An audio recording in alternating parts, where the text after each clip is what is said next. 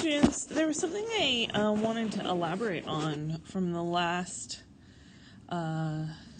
video about multiplying and dividing integers. What if you're multiplying or dividing more than one integer? So for example, 2 times negative 3 times 4. Okay? So what you're going to do is we're going to multiply and or divide from left to right. Okay? So we're going to do 2 times negative 3 is negative 6, and then negative 6 times 4 is negative 24. Okay? So the answer is negative 24. But let me just be clear. So I have a positive times a negative. 2 times 3 is 6, so I'm going to get a negative 6. And then I have a negative times a positive. So the answer is negative, and 6 times 4 is 24. So let's do another one. What if I've got negative 3 times negative 3 times negative 2? Okay. So we're going to go negative times a negative is a positive, and 3 times 3 is 9. And then I'm going to do positive 9 times a negative 2. So positive 9 times a negative 2, a positive times a 2 is a negative. So it's going to equal negative, and 9 times 2 is 18.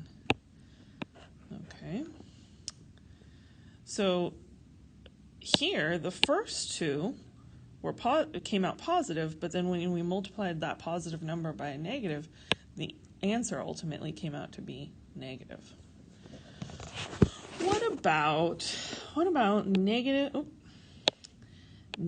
8 divided by 4 times negative 3? Okay, so first we're going to go left to right.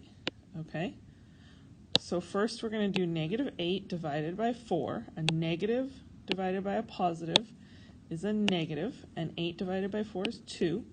And then I've got times negative 3, and a negative times a negative is a positive, and 2 times 3 is 6, so you get positive 6. So it can seem really difficult, but you just start, if it's all multiplying or division, you just start with the first two, you move left to right, and then you take that answer and do what it says to the next number. So let's do 2 times negative 7 times negative 3 divided by 2. Okay. Woo! Okay, does that look hard? Nah, we got this.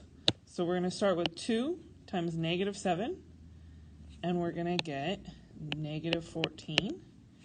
And then we're going to do times negative 3 divided by 2. Okay, so now a negative times a negative is a positive, so it's going to be positive.